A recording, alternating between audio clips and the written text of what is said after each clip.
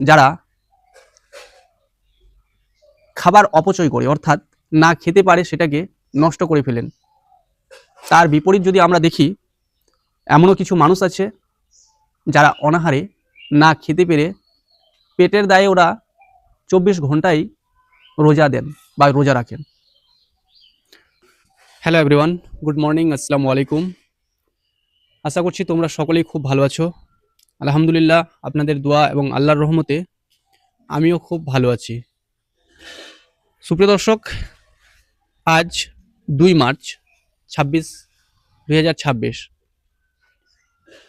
আজ এই সকালে আপনাদের কাছে আমি দু একটি কথা তুলে ধরার চেষ্টা করছি। তার আগে আপনাদের সকলের কাছে আমি বিনম্র অনুরোধ করব, আপনারা এই ভিডিওটিকে বেশি পরিমাণে শেয়ার করবেন, যাতে সকল মানুষদের কাছে, সকল দাদা ভাইদের কাছে পৌঁছায়। এই পবিত্র মাহে রমজান মাসে আসুন আমরা একত্রিত হয়ে অসহায়, গরিব, দরিদ্র মানুষদের পাশে দাঁড়ানোর চেষ্টা করি।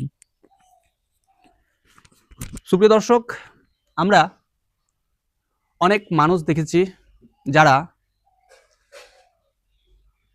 খাবার অপচয় করে, অর্থাৎ না খেতে পারে সেটাকে নষ্ট করে ফেলেন। তার বিপরীত যদি আমরা দেখি, এমনও কিছু মানুষ আছে যারা অনাহারে না খেতে পেরে পেটের দায়ে ওরা 24 ঘন্টাই রোজা দেন বা রোজা রাখেন।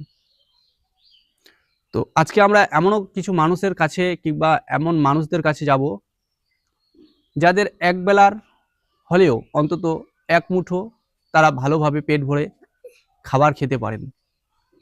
সুপ্রিয় দর্শক, আমি এই ভিডিওর মাধ্যমে আপনাদের সকলের কাছে অনুরোধ করছি, আপনারা এই ভিডিওটিকে বেশি পরিমাণে শেয়ার করুন এবং যারা সহৃদয়বান মানুষ রয়েছে যেন তাদের কাছে এই ভিডিওটি পৌঁছায় এবং তারা তাদের ইনকামের কিছু অংশ অসহায় মানুষদের পাশে দাঁড়াতে কিংবা তাদেরকে সাহায্য করতে এগিয়ে আসেন এবং উৎসাহিত হন।